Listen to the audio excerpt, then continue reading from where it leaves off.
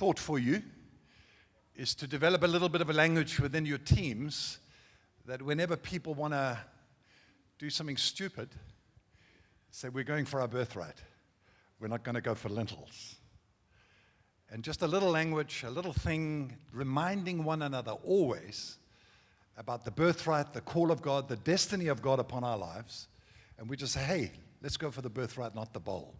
Just a reminder about last night. Well, this morning, we are going to change pace ever so slightly and speak about leadership, accountability.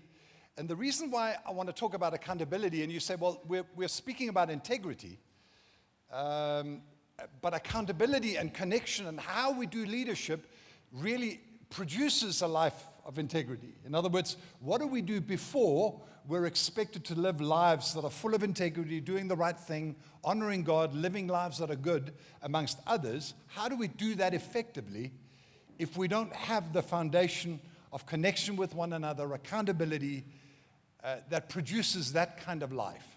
So I want to talk about the foundation that produces a life of integrity for every leader in this room. And I've been looking forward to this morning because I think certainly my particular call is to train and to build and to help leaders in different parts of the world live lives that are God-honoring and kingdom-expanding. And I trust that that will be the outcome also of this morning. So I've got lots of points. When I get about halfway through, my clock's going to tell me after 40 minutes, is what I've set it at. I was given 45, but it'll be at 40. And at 40, I will end. And we'll have some tea, and we'll have a break. And then we'll come back again, and we'll do the second session. So wherever I've gotten to, that's where we're going to stop. And then I'll do the rest of the points in the second session. I meet a lot of people under pressure. I meet a lot of pastors and leaders that just live lives a little bit below par because they are struggling, they're under pressure. They give off a sense that life is hard. And when you ask them how they're doing, they kind of, that kind of language. It's tough, it's difficult, it's not so easy right now.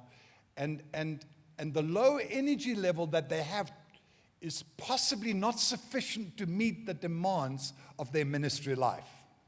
And so they're constantly a little bit on the back foot, a little bit under pressure, and I think it's absolutely critical that we make adjustments to how we do that.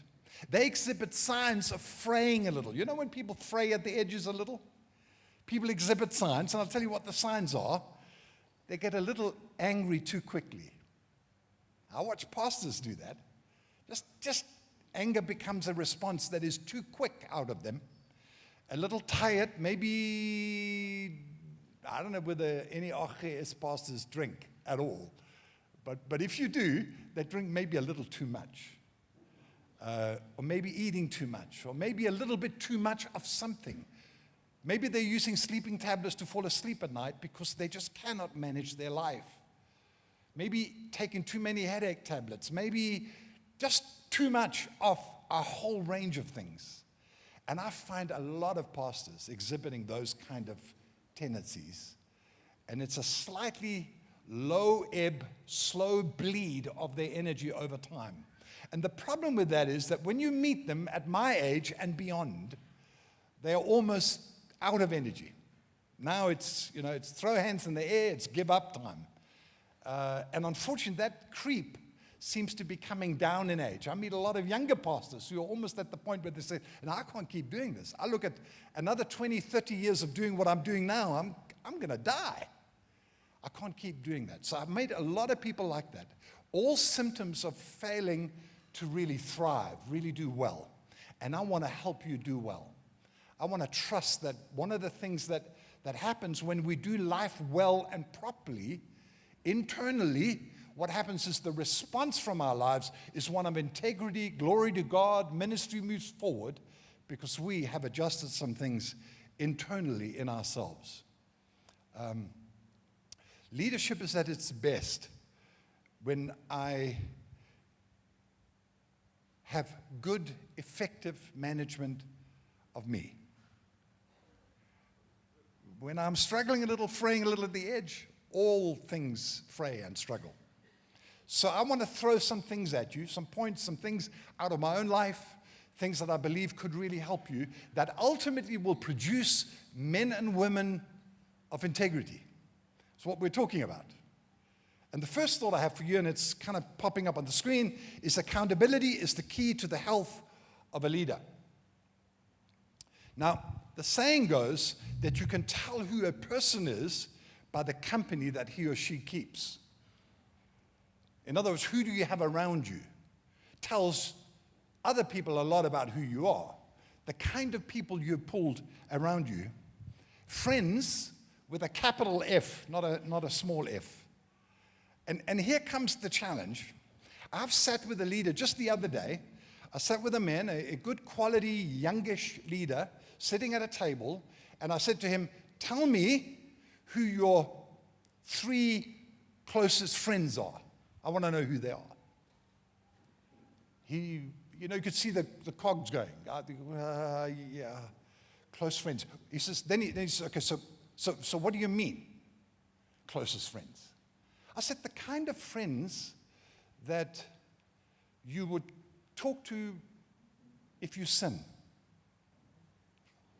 If you make a mistake, who do you talk to? The kind of friends who will be there in your life when things are not going so well and are also there for the big moments, the celebrations. Who do you talk to? Who are they? Who are close? It doesn't matter about distance or space. The kind of friends who you want to go on holiday with. I can't think of many people I want to go on holiday with. But there are some I love going on holiday with. And the question that I kept pushing a little bit with him, he realized I don't have such a person at all. I got many friends. I got friends everywhere. And the problem with, friends, the kind of friends we have in our local churches, we talk about our teams and our eldership teams, deacon teams, ministry teams, leaders. We talk about those teams as being our friends. And I'm not saying they're not your friends. I'm just saying if they weren't in the boat with you, it's strange. It's how quick that friendship just disappears into the distance. And you're no longer, you were together doing ministry, but they're not really your friends. They're not that close to you. Who is close enough to you to be counted in a circle that, and may I suggest, lifelong friends? Not like, I met this guy a week ago and I really like him, I'm really his friend. I'm not talking about those kind of friend. I'm talking about someone who's walked with you for most of your life, that knows you intimately, both your faults and your successes, knows about you. The problem is, friends, and it's a problem that's universal, so it's a problem in this room, is we don't have enough of those. We have ministry colleagues, we have friends on teams, we have people around us, so many people everywhere. But we can count often on less than one hand the people that are really close to us. And if you want to be a leader that has accountable connection with others, that really succeeds in ministry, you have to give yourself to friends with a capital F. That means time and effort. I fly halfway around the world on Wednesday, all the way across to America. Why? Because one of my closest friends left South Africa about 20-odd years ago. And when I arrive, we spend time together. I saw him in October last year. I normally only see him once a year. We talk a little bit on the phone. We Zoom each other every now and again. But he's the kind of friend that the moment I meet, the moment we're together in the same room, it's like we were never apart. Instantly, we understand each other. Instantly, I know what's going on in his life. He knows what's going on in mine. I can speak to him. He can speak to me. There are critical components to friends with a capital F that if you don't have them, you will miss some of the safety that you need as a leader to lead ongoingly for the next 20, 30, 40 years, however much you got left. And if you don't have them, you have to cultivate them. You have to give time to them. You see in Jesus' ministry life, Peter, James, and John, close in his inner circle. Then you see the wider circle of disciples working with him, sitting with him, learning from him. And then you see the larger group of disciples, the 70 sent out to mission. So there are circles and spheres of connections. But the problem with many church pastors is they call the big sphere their friends. And I'm not saying they're not your friends. But if any one of them was to off somewhere, they would cease to be in your circle, and actually they would cease to be your friend. It's not, of course he's my friend, but he's not here anymore. So you lose complete connection and contact. You need people close to you. Can I make this appeal? I'd get down on my knees if I had to. If you do not have people close to you, you are not safe. It'll be a struggle to walk in integrity. You need the three. You need the circle around you where you're opening up your life. The tragedy with most pastors, I sit and ask these questions, they actually cannot tell me of one person that is that close. Yeah, I have friends, but they can tell me of no one that is that close. I have a few people, 3 or 4 people that I want to go on holiday with, because I just love spending time with them, and they love spending time with me. We hang together. We seek each other out, though one lives in Botswana, one lives in the US, one lives in South Africa. And we seek each other out wherever we are. The guy who lives in Botswana, we have this little language that says, we need a board meeting. He's kidding around. Pete, it's time for a board meeting. Why? Because then his business can pay for our away time. So talk about integrity. Anyway, I am on his board, so... He says we need a board meeting. We need to hang out together. So we go to some bush place somewhere and hang out. Who's with you? Who do you want to spend money on? Your money. It's all very well we take the churches, we're doing leadership stuff, we're doing things. But who do you want to spend your money on? And go and spend someplace and sit somewhere in the bush with 2 or 3 people. They say, this was worth the money, the investment. James chapter 5 and verse 16, therefore, confess your sins to one another and pray for one another, that you may be healed. The prayer of a righteous person has great power as it is working. Therefore, confess your sins.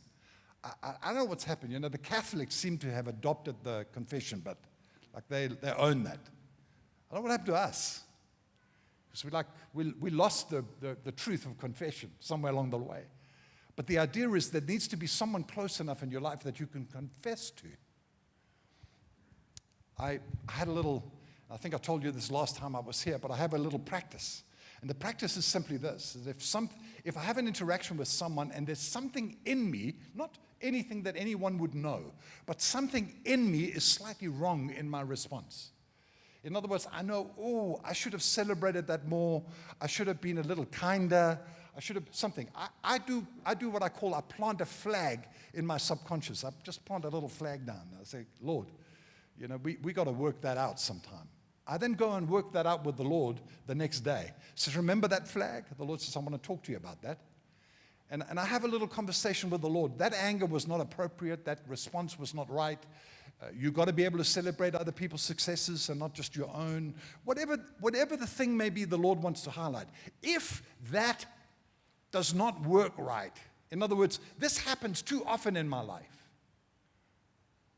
I need a confessor. I need to talk to someone. I have sent more people to therapy in the last 4 years. So we don't believe in therapy. We just got to cast demons out. I know. We're Christians. But man, I've sent more people to therapy pastors in the last 4 years than ever in my life. Why? Because they just need some help.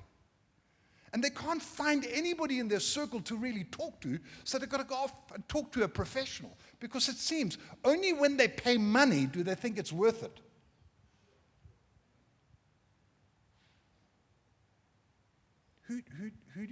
who do you talk to your faults? Who do you talk to about your faults?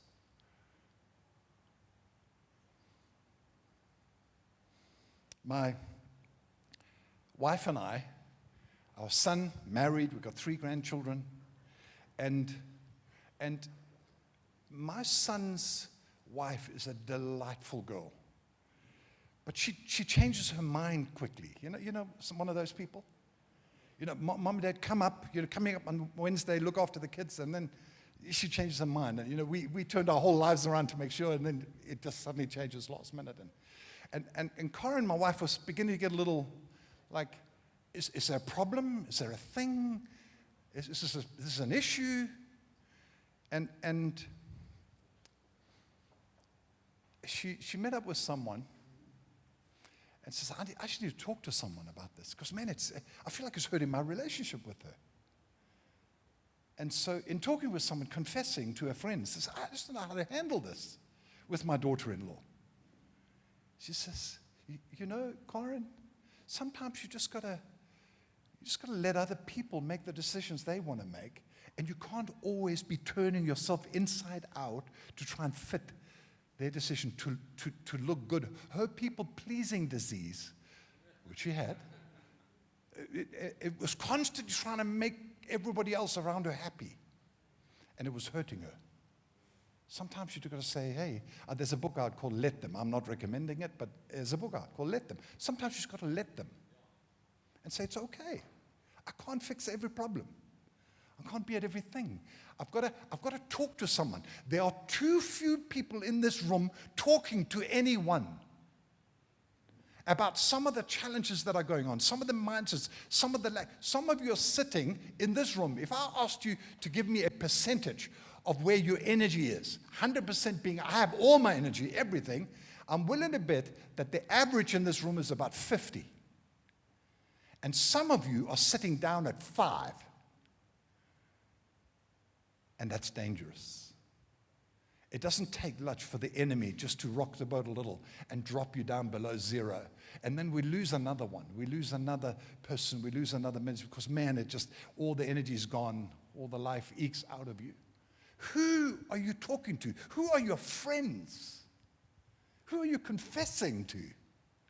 Because without it, we can't create the foundation of our lives that is safe to produce ministry that is safe, that produces integrity out of us. We have to allow for our faults to be on display. I know that you're not putting all your faults on display every time you preach on a Sunday morning. It doesn't hurt, by the way, to put a few of our faults on display, because everybody assumes that when you talk from behind a pulpit, your life is perfect. And it's not. So to share some of your faults and struggles is not unhelpful from a pulpit. But you've got to have friends. You've got to have people that you recover with. And if you have nobody in the circle, you're at risk. So that's the first thought I have for you. The second thought I have for you this morning is having your sheep needs met by Jesus. Now, I don't know whether you're a needy follower or a needy leader, or, I'm constantly, I need this, and Familiar Day, they're just not responding to me right, and I'm not getting what I need, and I want to do this, and I want to do that, but nobody's talking to me, and you constantly, in the sense that people are just not got their eye on you. They're just not for you enough. That's what I call a needy leader. And you're constantly making everyone else around you kind of focused in on trying to fix you. Whatever that may be, church, leadership, it's a constant needy position that many leaders have. I want to say this to everyone in the room. Jesus meets our needs. I had people leave my team, leave the team that I led, because I didn't greet them. I don't know why I didn't greet them. I didn't greet them like it was on purpose. It wasn't like I intentionally said, I'm not going to greet you. No, never. I just forgot. My mind's full of a preach, a thing. I'm a strange guy. I'll walk into a group of 6 or 7 people together, and I'll greet one person. I forget to greet everyone else. I'm a bit of an introvert. So So it just, and so all the rest saying, I greeted him, but never greeted any of us. I want to say this to every person in the room, leader, co-leader, on a team, your needs for affirmation, for life, needs to be met in Jesus Christ. You can't expect everyone else to meet those needs. And you're constantly living with a slight sense of being discouraged, of maybe, not enough people are giving affirmation to you. And I'm not saying we shouldn't give affirmation. We ought to be leaders that create an affirming environment. But the sheep needs that you have, you cannot constantly expect, well, I'm busy shepherding God's people, Vanna better shepherd me. No, get your sheep needs met from Jesus. Go spend time with him. Let him look after you. Let him speak to you, care for you, and love you. And then go and love God's people. I think often we have these unmet expectations that somebody else other than Jesus ought to, do stuff for us, create opportunity for us. And I'm not saying we shouldn't have affirming environments. We ought to have. But that cannot be the thing that determines whether you can do leadership well or not. You have to have your sheep needs met by Jesus. Most people that are part of an early church plant. So if you're doing an early church plant, you've got like 20, 30 or 40 people with you doing this early church plant. Did you know that those 20 to 40 people don't last in that church? Generally. I've been involved in many, many church plants. You know why they don't last? Because the closeness they had with the leader at the beginning of as the church begins to grow and as they begin to become more successful, they lose that closeness. Because now there is a group of people and they can't handle that. They were in it for the closeness that they had in the beginning. So when those 20, 30, 40 people will slowly drift out of the church because, it's not like it was in the beginning. I was not, And all it is they haven't had their sheep needs met in Jesus. They're constantly looking to the leader to meet their needs. Constantly looking to the leader to perform. And he's got another 100, 150 people out there that he's got to shepherd and care for. But these 20 people says, I used to be in your house. I'm never in your house anymore. Yeah, because I got other people in my house. Get your sheep needs met in Jesus. Clear it up. Don't be constantly looking for other people to do that for you. There are, in the leadership journey of every leader, there are 3 stages of a journey of every leader. And if you look at the life of Moses, you see that Moses, when he first comes in, so in other words, an early church plant, you've got to be amongst the people. Moses was in amongst the people. The biggest challenge with coming from a large church, and some of you do, you come from large churches and you want to plant a church. The problem is you go plant a church with a large church mindset. So you think, I've just got to lead them, I've got to train them, I've got to do stuff. And the problem is a church planter needs to be in amongst the people. Lots of brides, lots of connections, lots amongst, lots in homes, lots. So, well, I'm not really ready for that. Then you're not ready for planting a church. If you want to plant a site or a meeting, that's a different story. We're planting a meeting, a site of our church, and there's 100 people over here. That's another whole thing. But if you want to plant a church that begins to reach unreached people, preaching the gospel, you've got to be in amongst people. That's how Moses began his leadership journey. He was amongst them. Then it says this. Then the people transition as they come out of Egypt. Where does Moses go? He goes to the front. He comes out from amongst them, and he goes out in front. So as a church matures, the leader moves from in amongst out in front. It's not that he's never amongst, but he now has to lead. Can't make apologies for that. Oh, I'm always, I feel now. Well, you will keep your church small. Leaders that cannot step out from amongst the people and lead will keep this community at 100 to 150. It'll never grow beyond it. And you're wondering, why is my church never growing? It's because you keep having this need to be in amongst when God's saying, could you step out in front and lead? These people need to go somewhere, and you need to lead them. It then says in Moses' last phase of his life, he goes above the people, up on the mountain. He's sitting on a mountain, Aaron and Hur are holding his arms up. He's not in the fight at all. The fight's raging down on the plains, but his hands are in the air, and he's got two guys holding his hands up. He's not in the fight, but his contribution is as valuable as the fight going on the plains. Johan, wherever he is. You see, the contribution of leaders that have led us and are saying, I have another role, holding things up before the Lord. There's a continued journey of our lives that we get to be those that carry the fight also before the Lord. Prophetically speak, there is a journey of every leader.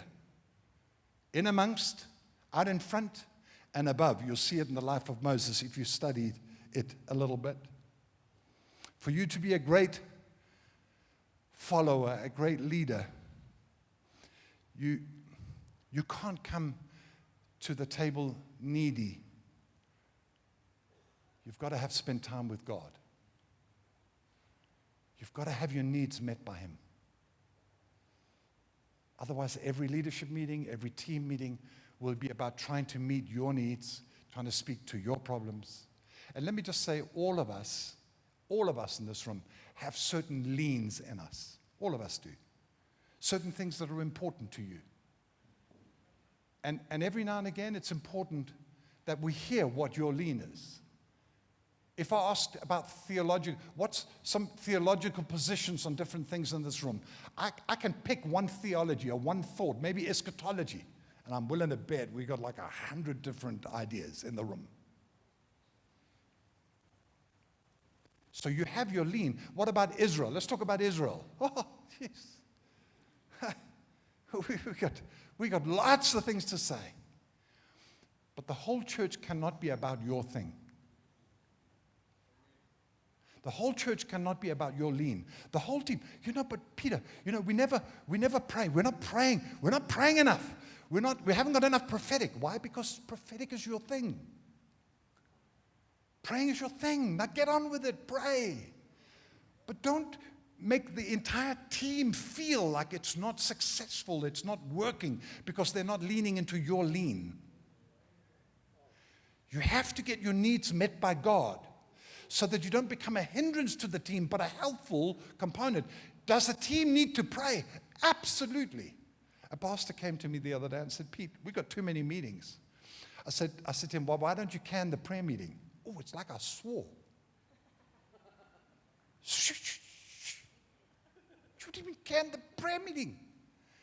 He says, I'll have a war on my hands. I said, yeah, you may, but why don't you go ask the Lord how you should pray? You've got too many meetings. Go ask Him how you ought to pray as a community. I'm not saying prayer shouldn't be part of what you're doing, but how must you pray? Well, he did, and together as a team, they came up with a strategy that did not involve a corporate prayer meeting where the church came out one night a week, which is what they were doing. But they found strategies where everybody started getting mobilized to prayer. Just saying. But you have those that are saying, if we don't do that, we're not a church. If we don't do it like that, we're not a church. If we don't meet on a Sunday morning at 9 o'clock, you can't run a meeting on Saturday afternoon. You see, we have so many leans, so many things that determine how we do ministry and how we reach people. And the problem inside of our teams is that our leans keep playing. Could you look at yourself? Every now and again, sometimes you have to have a conversation saying, hey, every time we're together, you're constantly kind of saying, the marriage is under pressure, the marriage is under pressure, the marriage is under pressure. And eventually I'm sitting in a meeting where one of my elders says this thing just one too many times. Oh, Pete, we've got so many marriages. I said, okay, stop. His name was John. John, tell me what marriage is under pressure. I want names.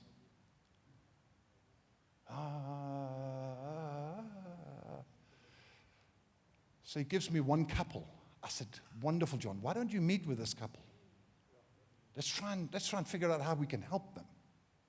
Instead of saying, all marriages are under pressure. There's obviously a lean, something going on. Could you have your sheep needs met by Jesus? Could you have some of those things that you naturally lean into? Could you just take them to the Lord rather than making it a thing that's going to irritate you on team and break team down? It's not helpful. Have your sheep needs met by Jesus. Psalm 23 verse 1, this beautiful scripture, the Lord is my shepherd, and I shall not want. There's nothing more to say. The Lord is my shepherd. The Lord is my shepherd, and I shall not want. Have you had your shepherd needs or sheep needs met by the great shepherd to a point where you shall not want? If you want to be a productive member of team, of leadership, of reaching the nations, you have to go to the great shepherd and have your needs met by him. Number 3, I think I can make one more.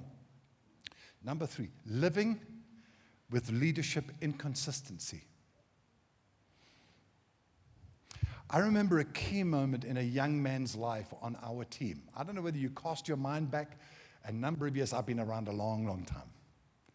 And back in the day, there was a bit of a story going on in Johannesburg with Ray McCauley and his wife. Remember that story? Ray and Lindy, who I knew personally at the time, and Ray and Lindy split up and divorced. Remember that? You say, well, yeah, that was a tragedy, it was a horrible thing. Sure. But I'll tell you what happened on my team. There was a young man who had grown up in the kind of outer sphere of the Rhema thing in Johannesburg, had come into our area, become part of our team, was leading our youth ministry, him and his wife, great couple, great family, doing a great job. And I go into his office one day, and I'm just looking at him, I'm thinking, yes. He's like looking at the ground, he's not looking good. And I'm thinking, what's going on? He says, hey, if Ray McCauley can't hold his marriage together, I have no hope. I think I'm out. That's literally what he's... I said, you're kidding me. Some big shot who you don't really know, he says, if he can't do it, how am I ever going to do it? Anyway, we started a journey of trying to speak into this man's life because we have to learn to live with leadership inconsistency. I can tell you right now, if you get close to me, you'll know a few things about me.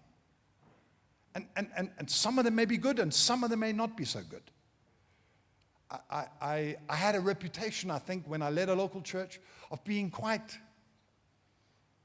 this is what we're doing, and we're not doing that. And I wasn't afraid to say that. Oh, no, I've got a great idea. No, it's a horrible idea. We're doing this. Right? So if you needed to be on my team, you needed to be able to handle that. And there's some people that couldn't handle that. Well, they couldn't really be on my team. It was too difficult for them because, but I invested so much time in prayer and prophetic and thing, and I said, there's a great church down the road. Why don't you go join that? Because that'll work well there. I'm saying, oh, Pete, that's way too hard. It's true. It's true. It probably was. But you see, when we get close to people, we begin to understand some of their inconsistencies. Another thing that I would do quite regularly is I would never undersell anything. I know what it is that we need to do, and I would sell it like all of heaven is rejoicing over this idea. This is it. God's spoken to us. This is what we're doing. And I'd say to the team, and I'd say it with such conviction and such passion that, we're in. Let's charge the hill. Next Monday or next leadership or elders meeting, I'd come back with the tail between my legs and says, yeah, I just don't think we're going to do that. And you know why? They all laughed at me now because they knew me. They all laughed and said, you spoke to Corin, didn't you? I said, yes. She thought it was a terrible idea. Sometimes, I just forgot. I learned over the years that, hey, I better bounce that first and get rid of some of my really horrible ideas before I start presenting them to the team as if it's God's ideas. But if you get close to me, that inconsistency can really knock you off your horse. Say, Peter, no. I mean, you sold that with such passion. I was for it. Now we're against it. And what's going on? All of us in this room have to learn to live with the inconsistencies of leaders around us, including our own. Our teams and our people, we cannot be knocked out just because someone does something stupid. All of you do. Oh, we're going to do this. We're going to take that hill. We're going to buy that building. I remember one pastor, he finds me and says, Pete, we've got this building. Man, God's given it to us. He says, we're going to buy that building. And he told, I said, don't tell the church. Just secure it first. Anyway, he told the church, the whole church. We're going to do it. We've got money set aside. We can make it happen. And the next week, they withdrew the offer. I mean, the people didn't want to sell the building anymore. Now he had to go back to the church and say, well, look, we can't have the building. And we're going to hold on for, there must be a better building. But you know, they had sold it so strongly as this is God, that quite a few people in the church decided, we can't trust this leadership team. And they drifted out of the church. Can we, now, I'm not saying they shouldn't have been able to live with the inconsistency of those leaders, but all of us are like that, at higher or lower levels. We all need to learn how to manage inconsistencies in people around us. Don't get constantly thrown by things you see. Oh, but that is so important. That is so, you can't say that. That is so important to you. To you. Don't make it important to all of us. You know, we have a whole conference. We never mentioned Israel once. Here it comes. Israel, I've mentioned it. Never, not once. You know, how can we even call ourselves a community if we don't talk about God's people and, you know, the things people can say? It's your thing. Don't live with the inconsistency of other leaders and process and let it cut your heart out, break you, because it will stop you being productive for the kingdom of God, and the foundations that you need to work from will be ineffective and weak, because you can't handle any inconsistency from anyone, and yet you too are inconsistent. Manage it. I make mistakes, so do you. Let's recognize that we are fallen human beings and that we need one another. Where I'm weak, you can be strong. Where you're strong, I'm possibly weak. We need one another. It's critical. 1 Corinthians chapter 11, verse 1 in the Amplified Bible. Pattern yourselves after me, Paul says. Follow my example as I imitate and follow Christ, the Messiah. You see, the idea is we think, okay, so I'm following Werner. No, I'm following the example of Christ in Werner. I'm giving my life to the idea that Jesus Christ is represented in the team, in the leadership. I'm giving myself to him. I'm following Christ. I'm following you, but I'm following Christ. We have to live with that idea that it's not just about the personal deficiencies and struggles and battles in everyone. We have to see Jesus in people. So I'm following that. I get to connect with so many leaders and people, and to see the expressions of Christ differently in everyone. It's a beautiful thing. Follow Jesus in one another and be an example of Christ. 1 minute, and I'm going to stop, and we can have a break. I hope that's helpful. Am I helping you? Hope so. Thank you.